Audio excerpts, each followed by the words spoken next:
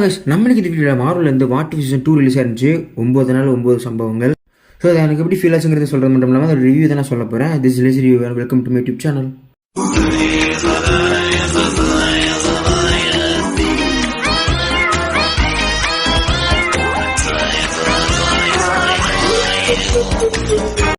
கண்டிப்பாக லைக் பண்ணிட்டு பாருங்க.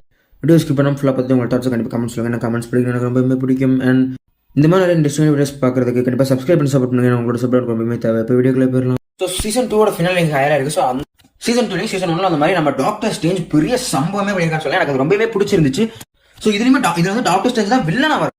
ஸோ அது உண்மையிலுமே நல்லா இருந்துச்சு. அண்ட் இப்போ வந்து மார்வல் வந்து அவெஞ்சர்ஸ் 5 யாரும் வில்லனா போடுறது கேங்க ரீகாஸ்ட் பண்ணலாம் அப்படின்னு ரொம்ப யோசிச்சுட்டு இருக்காங்க.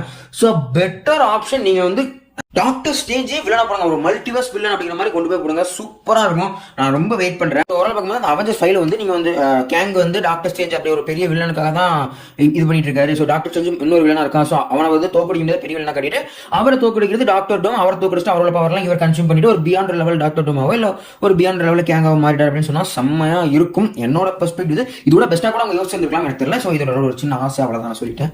ஃபர்ஸ்ட் ஆஃப் ஆல் இந்த சீசனோட ஸ்டார்டிங் பார்க்கும்போது Nebula join the Nova Corps and Peter Quill attack deaths அப்புறம் ஹாப்பி ஹோகன் சேவ்ட் கிறிஸ்மஸ் இந்த 3 எபிசோடுமே எனக்கு கண்டிப்பாக அந்த ஃபர்ஸ்ட் முக்கியமாக அந்த ஃபர்ஸ்ட் 2 எபிசோட் தான் கொஞ்சம் ரொம்ப லேகாக தான் இருந்துச்சு. ஸ்கிப் பண்ணி பார்த்தேன். எபிசோட் 2 வரும்போது ஒரு பாதியோட கட் பண்ணிட்டு நான் உங்க கமெண்ட்ரி ப்ரோட அந்த எக்ஸ்பிளேஷன் மட்டுமே பார்த்துட்டேன். பட் எபிசோட் 4 வரும்போது ஸோ அயன்மேனை காட்டுறாங்க அப்படின்னு சொல்லிட்டு நான் போய் பார்த்துருந்தேன். அதே மாதிரி மார்வல் எப்பயுமே எபிசோட் 4 ஒரு சம்பவம் பண்ணுவாங்க, ஒரு நம்பிக்கையில் போனேன். அதே மாதிரி அயன்மேன் 1 ரீக்ரியேட், அதாவது வேற ஒரு இடத்துல ரீக்ரியேட் பண்ற மாதிரி ஒரு சம்பவம், வேற லெவல் சம்பவம் அது. அதெல்லாம் லிட்டரலி அந்த அயன்மேன் ஜெயிக்கிறது, அயன்மேன் அவருக்கு அவரே அந்த குப்பையில இருந்து டம்பியார்ல இருந்து திரும்ப ஒரு சூட் கிரியேட் பண்றது, அந்த சூட்டை காராமர சீக்வன்ஸ்லாம் சில்லறை சத்தரவுட்ட மொமெண்ட்ஸாவே அமைஞ்சது. ஸோ அயன்மேனா திரும்ப அந்த மாதிரி பார்க்கறது எனக்கு ரொம்பவே பிடிச்சிருந்துச்சு. ஸோ வேற ஏதாவது ஒரு யூனிவர்ஸ்ல இந்த மாதிரி ஒரு சீக்வன்ஸ்லாம் ஒன்று நடந்தா நல்லா தான் இருக்கும். அது இன்னொரு மல்டிவர்ஸ் மூவில காட்டாலும் நல்லா இருக்கும்.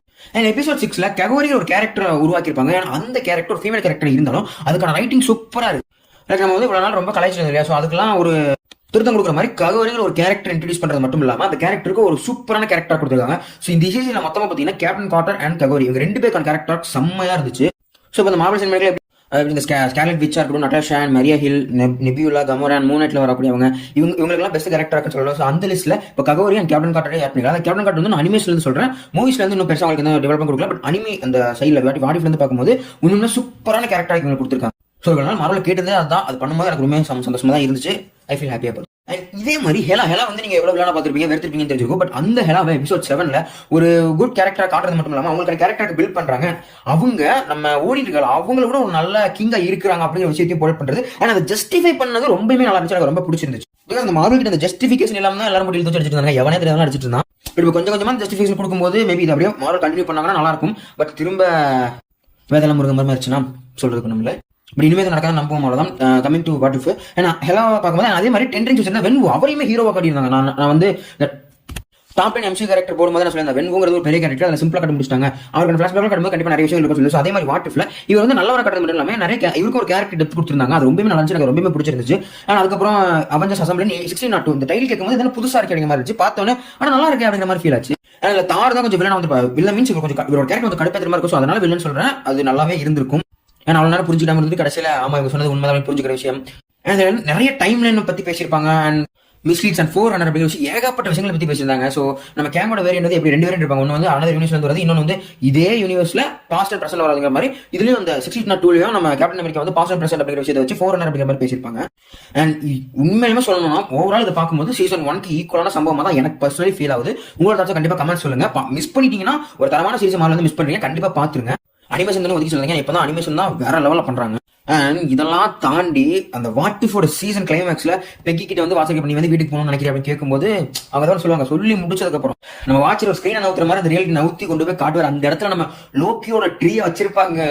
லிட்டரலி அந்த சீக்வன்ஸ்ல அவ்வளவுதான் மரண எக்ஸ்பீரியன்ஸா இருந்துச்சு. அண்ட் சும்மாவே அந்த சீசன் அந்த ஃபினாலேயே ஒரு தரமான சம்பவமா தான் இருந்துச்சு. லோக்கி அந்த இடத்துல காட்டும் போது வேற லெவலில் சம்பவம் எனக்கு ஃபீல் ஆயிடுச்சு.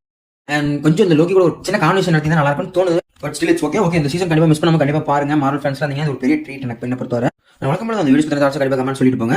இந்த சீரிஸ் பாத்தீங்கன்னா உங்களோட தாட்ஸ் பார்க்கணும்னா கண்டிப்பா போய் செக் பண்ணி பாருங்க. அண்ட் இதோட முக்கியமா இந்த கிறிஸ்மஸ்க்கு உங்களுக்கு எது ரொம்ப சாட்டிஸ்ஃபை பண்ணிச்சு, எது ரொம்ப பிடிச்சிருந்துச்சு அப்படிங்கிறத சொல்லுங்க. சலாரா, டங்கியா, ரெபல் மூனா, அக்வாமன்டுவா இல்ல வாட் இஃபா இல்ல பெர்லினா அப்படிங்கறத கண்டிப்பா கமெண்ட் சொல்லிட்டு போங்க.